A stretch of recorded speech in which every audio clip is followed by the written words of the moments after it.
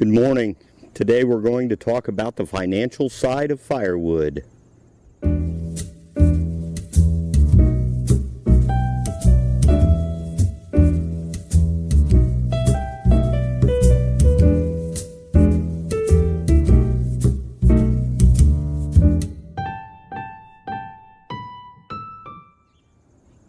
You know, when I was a kid, we cut firewood on this farm to heat the house. And it's something that's carried through my whole life, even when I wasn't living here on the farm, out in the corporate world, living in other places. Whenever I could and when it was practical, I always cut firewood. So today I'm going to talk about the reasons for that from a financial standpoint.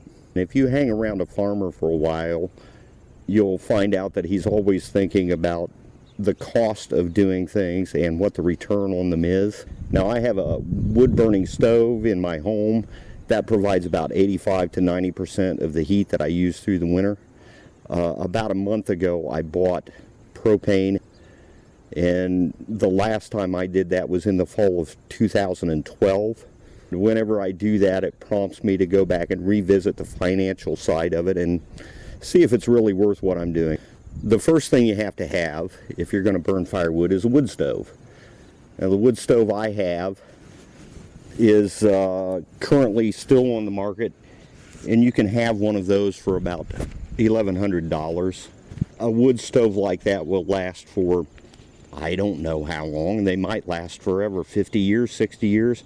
For the sake of a financial analysis, I use 25 years. So if I take that wood stove and break it down over 25 years, that's $44 a year for the wood stove. So the next thing you have to have is a saw. There's my saw. A saw like that costs about $375. With proper care and maintenance, it lasts about 10 years. That's $37.50 a year. Probably one of the most expensive pieces of equipment is the wood splitter. Now, when I was in my 20s, I used to split all of my firewood with a maul, which is kind of like a sledgehammer with an axe blade on one side. That's when I was in my 20s. I'm not in my 20s anymore, and the idea of doing that again does not appeal to me. So I've got a splitter like this. The nice thing about that is that I can take it to the field with me, split the wood where I cut it, and leave the mess out there in the field. It tips up, so instead of having to pick the logs up and put them on there, I can just roll them over and split them on the ground, and I don't have to try to pick up a 150-pound or a 200-pound log. A splitter like that right now costs $1,200, $1,300. I bought that one on sale earlier this year for $1,100.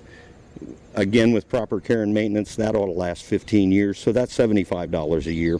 I've got various hand tools, an axe. This is a 3/4 length axe, which is great for taking to the field. Knock off a couple of small branches or twigs and things so that they're not in your road.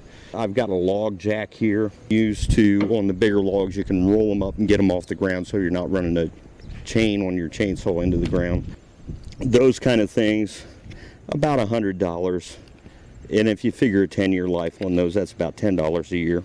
Gas and oil, I figure I blow through about $50 a year in fuel and oil to maintain this equipment. Throw in some money for some other maintenance. About $100 a year I spend, because I might need a new chain on the chainsaw. They don't last forever. Something might break and have to be repaired. One thing that I'm not including on this is the gator. I don't have the gator because I cut firewood. It's something that I'd have anyway for the other farm work, so I don't include that in the expenses. Take all of those things and roll them together and break them down to a yearly cost. Firewood to burn in a house comes to about $325 a year. It's not free.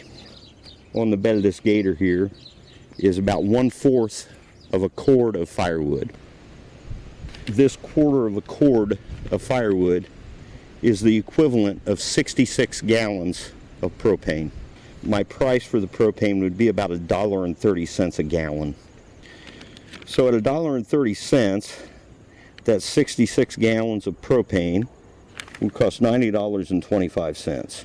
If I was working a job and paying for that out of my paycheck would have taxes out of it.